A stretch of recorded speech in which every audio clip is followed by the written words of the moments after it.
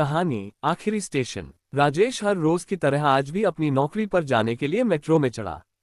उम्र लगभग 30, सीधा सादा, काम से काम रखने वाला इंसान।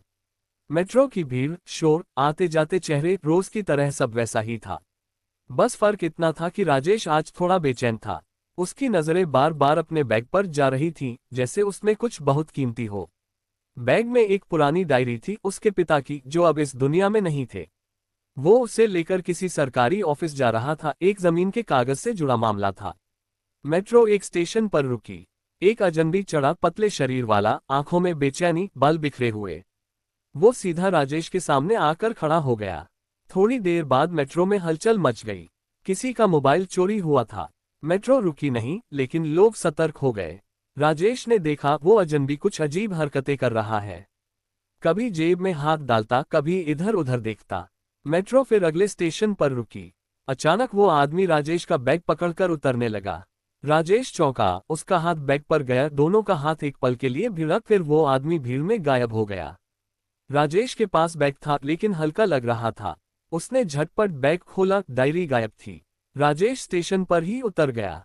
वो परेशान था, लेकिन गुस्से से ज्यादा उलझन में। डायरी में पैसे नहीं थे, कोई सरकारी राज नहीं था, फिर कोई क्यों चुराएगा।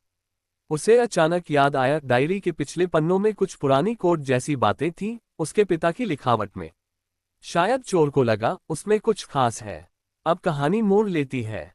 राजेश मेट्रो स्टेशन के सीसीटीवी रूम पहुंचता है, सिक्योरिटी से रिक्वेस्ट करता है, कुछ नहीं बोलता, बस इशारे करता है। उसे उस आदमी की फुटेज दिखती है। वो आदमी मेट्रो से उतरकर एक सुनसान रास्ते में जा रहा था। राजेश उसका पीछा करने निकल पड़ता है, स्टेशन से बाहर, गलियों में, सड़क पार करते हुए।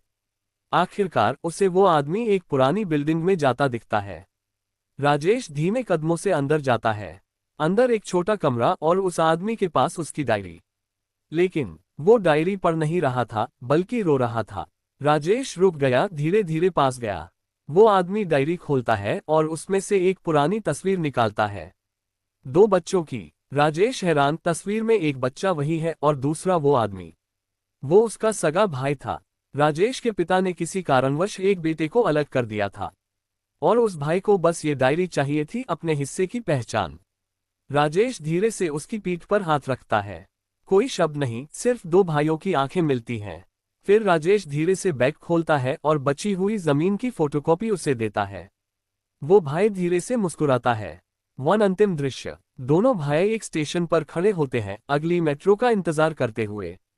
कोई बात नहीं, पर सब कह दिया गया है। मेट्रो आती है, दोनों चढ़ते हैं, अब अगला सफर साथ है। बुलेस आई मोरल संदेश। कभी कभी जो चीजें हमसे चुराई जाती हैं, वो हमें हमारी खोई हुई चीजें वापस दिलाने आती हैं। हर चोरी सिर्फ लालच नहीं होती, कुछ सवालों की तलाश भी होती है।